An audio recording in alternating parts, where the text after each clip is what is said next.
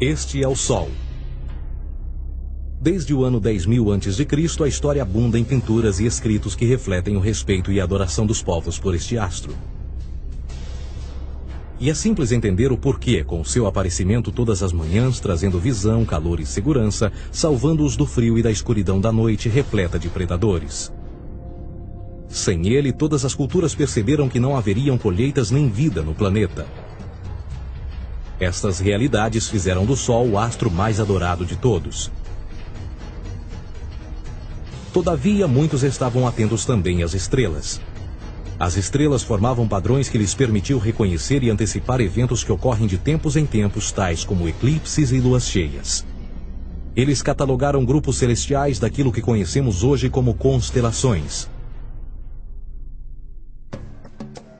Esta é a Cruz do Zodíaco, uma das mais antigas imagens na história da humanidade. Ela representa o trajeto do Sol através das 12 maiores constelações no decorrer de um ano. Ela também representa os 12 meses do ano, as 4 estações, solstícios e equinócios. O termo zodíaco está relacionado com o fato das constelações serem antropomorfismos ou personificações, como pessoas ou animais. Por outras palavras, as primeiras civilizações não só seguiam o Sol e as estrelas, como também as personificavam através de mitos que envolviam seus movimentos e relações. O Sol, com seu poder de dar vida e de salvar, também foram personificados como se representasse um Criador ou um Deus. Deus Sol, a luz do mundo, o Salvador da humanidade. Igualmente, as 12 constelações representaram lugares de viagem para o Deus Sol e foram nomeados por elementos da natureza que aconteciam nesses períodos de tempo. Por exemplo, Aquários, o portador da água que traz as chuvas da primavera. Este é Horus. Ele é o Deus Sol do Egito de 3.000 a.C. Ele é o Sol antropomorfizado e a sua vida é uma série de mitos alegóricos que envolvem o movimento do Sol no céu. Dos antigos hieróglifos egípcios conheceu-se muito sobre esse Messias solar. Por exemplo, Horus, sendo o Sol, tinha como inimigo o Deus Sete, que era a personificação das trevas ou da noite. E metaforicamente falando, todas as manhãs Horus ganhava a batalha contra Sete. E no fim da tarde, Sete conquistava Horus e o enviava para o mundo das trevas. Será importante frisar que trevas versus luz ou bem versus mal tem sido uma dualidade mitológica onipresente que ainda hoje é usada em muitos níveis. No geral, a história de Horus é a seguinte. Horus nasceu em 25 de dezembro da virgem Isis Mary. O seu nascimento foi acompanhado por uma estrela no oeste, que por sua vez foi seguida por 3 reis em busca do Salvador recém-nascido. Aos 12 anos era uma criança prodígio nos ensinamentos, e aos 30 anos ele foi batizado por uma figura conhecida por Anup, e assim começou o seu ministério. Horus teve 12 discípulos e viajou com eles, fazendo milagres tais como curar os enfermos e andar sobre as águas. Horus também era conhecido por vários nomes como a Verdade, a Luz, o Filho Adorado de Deus, o Bom Pastor, Cordeiro de Deus, entre muitos outros. Depois de ter sido traído por Tifão, Horus foi crucificado, enterrado por 3 dias e então ressuscitou. Estes atributos de Horus, originais ou não, parecem influenciar várias culturas mundiais e muitos outros deuses encontrados com a mesma estrutura mitológica. Atis da Firígia nasceu da Virgem Nana em 25 de dezembro. Crucificado, foi posto na tumba e 3 dias depois ressuscitou. Krishna, da Índia, nasceu da Virgem Davaki com uma estrela no ocidente assinalando sua chegada, fez milagres juntamente com seus discípulos e após sua morte ressuscita. Dionísio da Grécia nasceu de uma virgem em 25 de dezembro. Foi um professor peregrino que praticou milagres como transformar água em vinho e é referenciado como Rei dos Reis, Filho unigênito de Deus, o início e o fim, entre muitas outras coisas, e após sua morte ressuscitou. Mitra da Pérsia nasceu de uma virgem em 25 de dezembro. Ele teve 12 discípulos e fazia milagres. E após sua morte foi enterrado por 3 dias e então ressuscitou. Ele também foi chamado de a Verdade, a Luz, entre outros. Curiosamente, o dia sagrado de adoração a Mitra era um domingo. O que importa salientar é que existiram inúmeros salvadores em diferentes períodos em diversos lugares da Terra que preenchem essas mesmas características. A pergunta que não quer calar: o porquê desses atributos? Por que o nascimento de uma virgem em 25 de dezembro? Por que a morte e a ressurreição após 3 dias? Por que os 12 discípulos ou seguidores? Para descobrirmos, vamos examinar o mais recente dos Messias solares. Jesus Cristo nasceu em 25 de dezembro em Belém. Ao nascer foi anunciado por uma estrela no ocidente que seria seguida por 3 reis magos para encontrar e adorar um novo Salvador. Tornou-se pregador aos 12 anos. Aos 30 anos foi batizado por João Batista e então iniciou seu ministério. Jesus teve 12 discípulos que viajaram com ele praticando milagres como curar doentes, andar sobre a água, ressuscitar mortos. Ele também é conhecido como Rei dos Reis, o Filho de Deus, a luz do mundo, o início e o fim, o Cordeiro de Deus, entre muitos outros. Depois de ter sido traído por seu discípulo Judas por 30 moedas de prata, ele foi crucificado, posto em uma tumba e após 3 dias ele ressuscitou e ascendeu aos céus. Em primeiro lugar, a sequência do nascimento é completamente astrológica. A estrela no ocidente é Sírius, a mais brilhante do céu noturno, que a cada 24 de dezembro se alinha com outras 3 estrelas brilhantes no cinturão de Órion. Essas 3 estrelas brilhantes são chamadas hoje, como eram na antiguidade, 3 reis, 3 Marias no Brasil e Portugal. Os 3 reis e a estrela mais brilhante, Sírius, todas apontam para o nascer do Sol em 25 de dezembro. Esta é a razão pela qual os 3 reis seguem a estrela a oeste em uma ordem que apontam ao amanhecer. O nascimento do Sol.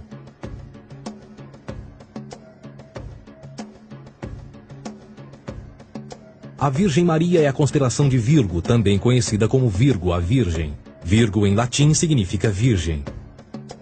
Virgo também é conhecida como a casa do pão. E a representação de Virgo é uma virgem segurando um feixe de espigas de trigo. Esta casa do pão e o seu símbolo das espigas de trigo representa agosto e setembro, a época das colheitas. Por sua vez, Belém é a tradução ao pé da letra de a casa do pão. Belém também é a referência à constelação de Virgem, um lugar no céu, não na terra. Existe outro fenômeno muito interessante que ocorre em 25 de dezembro, é o solstício de inverno. Do solstício de verão ao solstício de inverno, os dias se tornam mais curtos e frios. Da perspectiva de quem está no hemisfério norte, o Sol parece se mover para o sul, ficar menor e mais fraco. O encurtamento dos dias e o fim das colheitas conforme se aproxima o solstício de inverno, simbolizando o processo de morte. Era a morte do Sol. Pelo 22º dia de dezembro, o falecimento estava completamente realizado e faz com que atinja seu ponto mais baixo no céu.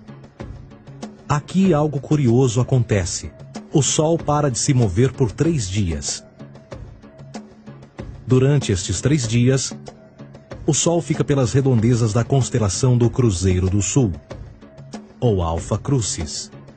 Depois desse período, em 25 de dezembro, o Sol se move 1 grau, dessa vez para o norte, trazendo perspectiva de dias maiores, mais calor e a primavera. E assim se diz: o Sol morreu na cruz, ficou morto por 3 dias, apenas para ressuscitar ou nascer mais uma vez. Esta é a razão pela qual Jesus e muitos outros deuses solares compartilham da ideia de crucificação, morte por 3 dias e o conceito da ressurreição. É o período de transição do Sol antes de mudar para a direção contrária no hemisfério norte, trazendo a primavera e assim a salvação. Todavia, eles não celebram a ressurreição do Sol até o equinócio da primavera, ou Páscoa. Isto é porque no equinócio da primavera o Sol domina oficialmente o mal, as trevas, assim como o período diurno se torna maior que o noturno. E o revitalizar da vida na primavera emerge. Agora, provavelmente, a analogia mais óbvia de todas neste simbolismo astrológico são os 12 discípulos de Jesus. Eles são simplesmente as 12 constelações do zodíaco com que Jesus, sendo o Sol, viaja. De fato, o número 12 está sempre presente ao longo da Bíblia.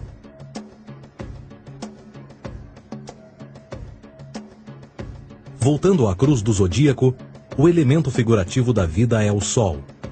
Isto não é uma mera representação artística ou ferramenta para seguir os movimentos do Sol. Era também um símbolo espiritual pagão. Uma logografia similar a isto.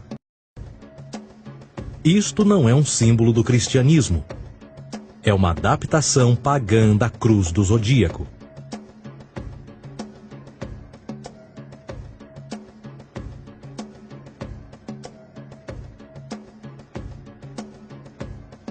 Esta é a razão pela qual Jesus, nas primeiras representações, era sempre mostrado com a sua cabeça na cruz. Jesus é o Sol, Filho de Deus, a luz do mundo. O Salvador a erguer-se, que renascerá, assim como o sol faz todas as manhãs. A glória de Deus que defende contra a força das trevas. Assim como renasce a cada manhã, e que pode ser visto através das nuvens, lá em cima nos céus, com a sua coroa de espinhos ou os raios de sol.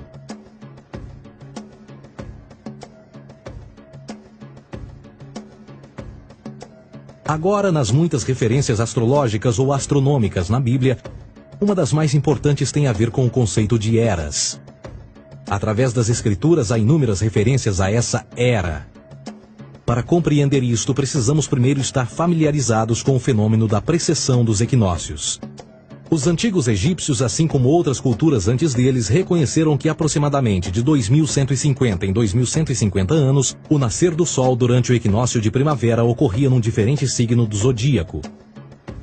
Isto tem a ver com a lenta oscilação angular que a Terra tem quando roda sobre o seu eixo. É chamado de precessão porque as constelações vão para trás, em vez de permanecerem no seu ciclo anual normal. O tempo que demora cada precessão através dos 12 signos é de 25.765 anos. Este ciclo completo é chamado também de Grande Ano, e algumas civilizações ancestrais sabiam disso. Referiam-se a cada ciclo 2.150 anos como Era.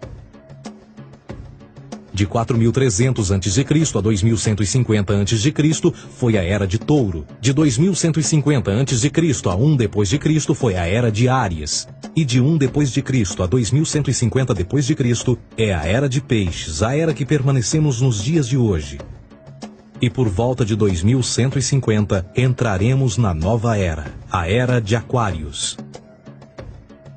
Agora, a Bíblia refere-se por alto ao movimento simbólico durante 3 eras, quando se vislumbra já é uma quarta.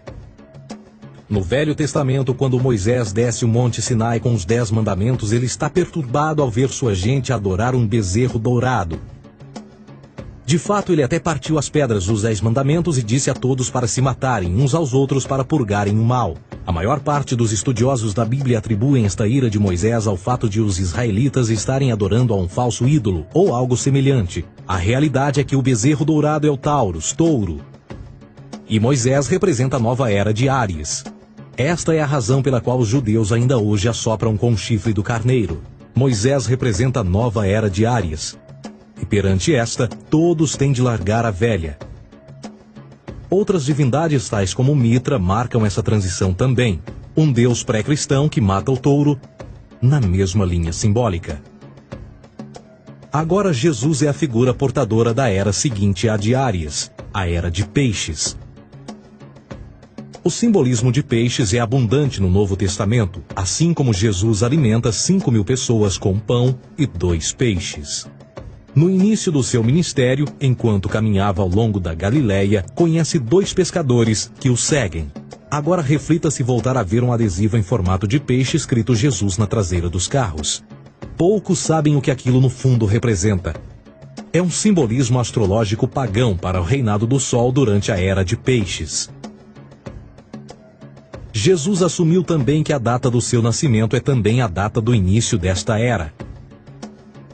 Em Lucas 22:10, quando Jesus é questionado se a próxima passagem será depois de ele ir embora, Jesus responde: Eis que quando entrardes na cidade, encontrareis um homem levando um cântaro de água. Segui-o até a casa em que ele entrar. Esta escritura é de longe a mais reveladora de todas as referências astrológicas. O homem que leva um cântaro de água é Aquários, o portador de água, que é sempre representado com um homem despejando uma porção de água. Ele representa a era depois de Peixes, e quando o Sol, Filho de Deus, sair da era de Peixes, Jesus, entrará na casa de Aquários, e Aquário é antes de Peixes na precessão dos equinócios. Tudo o que Jesus diz é que depois da era de Peixes chegará a era de Aquário.